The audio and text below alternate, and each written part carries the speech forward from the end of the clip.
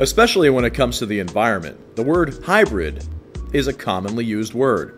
Well, the Green Futures Fair was, from its inception, going to be a hybrid event. We wanted the fair to be a career fair, giving students the opportunity to learn from and talk to people in particular professions. But we also wanted to have post-secondary programs of study in the professional areas represented by exhibitors at the same forum. Networking is everything, and students basically don't know what they don't know, because a lot of the things that they're seeing today will be brand new information, and the more information they have, the better decisions they can make. And if it can help a student discover why they're studying something in school, it gets them excited about their future, and it keeps them focused on what their plans could be. So I think networking and just opening up their eyes to possibilities is a benefit. Well, I think as consumers and citizens, we all have to be aware that our planet is ours, and it's not really a matter of what subject it is. It's a global right, but also privilege to live here. And I think that as long as teachers understand that their subject matter doesn't really matter, this green initiative, green jobs, green whatever, goes and crosses all curriculum areas. So as a citizen of the planet and our country, it's important that they all understand that. Now what happens at the lower speeds, it operates on straight electricity from up to 15 to 17 miles an hour. Okay, where it makes it really efficient. Pardon me? Does it charge the bus? Yes, it does. When you take your foot off the accelerator, you have two generators around the wheels that actually have a retarding effect, which creates friction, creates energy, it stores in the batteries, which is on top of the bus. From an emission standpoint, you're actually saving about 30% on diesel fuels, which also relates to the environment. You're actually saving the environment by about 30% per bus. So that's pretty good.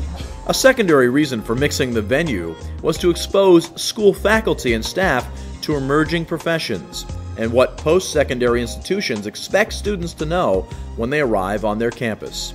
The fuel cell car from General Motors. It's really interesting how it takes hydrogen purchased from a hydrogen filling station, and combined out with oxygen, and through a chemical reaction produces electricity used to run the car. The only emissions is water. There's no combustion. There's no carbon monoxide. There's no carbon dioxide. No greenhouse gases. I'd like to incorporate that more into the energy in teaching physics, and I'm sure the environmental folks and the chemistry folks can really use as an example as to the benefits of understanding chemical reactions. We offer programs in all the earth and environment. We have environmental engineering, meteorology, geosciences, geography, several different engineering, materials science and engineering, petroleum natural gas engineering, and all of these deal with the earth and the environment. Beyond 12th grade are students that are committed to making a difference in the world. Right now they do so many community things, but when they get out to be adults, they're going to get ready to contribute in careers and jobs that make our world a better place. And this is the start of that kind of thinking for our students. I spent quite a long time talking to the man who was with the engineering firm, and he talked about his project. He'd done a geothermal heating system for Springford High School, and I thought that was really interesting. It was creative.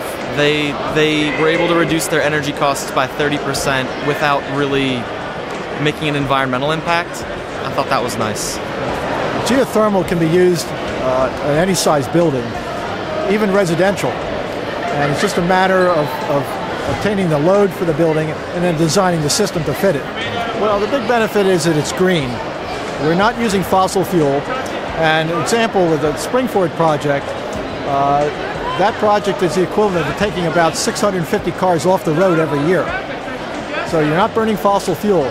It's efficient, it's green, and what we put in, the geothermal wells will be there long after we're gone. It definitely makes me think about a career in something that would be green. I hadn't really considered it beforehand, but with all the colleges here and the people able to discuss their programs, it makes me think. We can collect this water and run it through, we can collect it off the roof, we can run it through our ponds, as you can see behind me, and what happens is we don't use any chemical of any sort. We use rocks, gravel, fish, and plants, the ecosystem. We've been doing it for centuries. Now all of a sudden we're reinventing the wheel here and bringing it all back, and that's what we're using to clean our water and make it, usable again. You can use it for irrigating. You can wash your cars. You can use it for gray water. We're experimenting with that. We don't need it to drink. We have drinking water. Not that we couldn't drink it, but there's no need for that now. Now we've done this in other countries, in third world countries, where they actually live off our rainwater. But right now it'll just be irrigating. A booth set up where they did landscaping, and they had an altered kind of rainwater reclamation thing.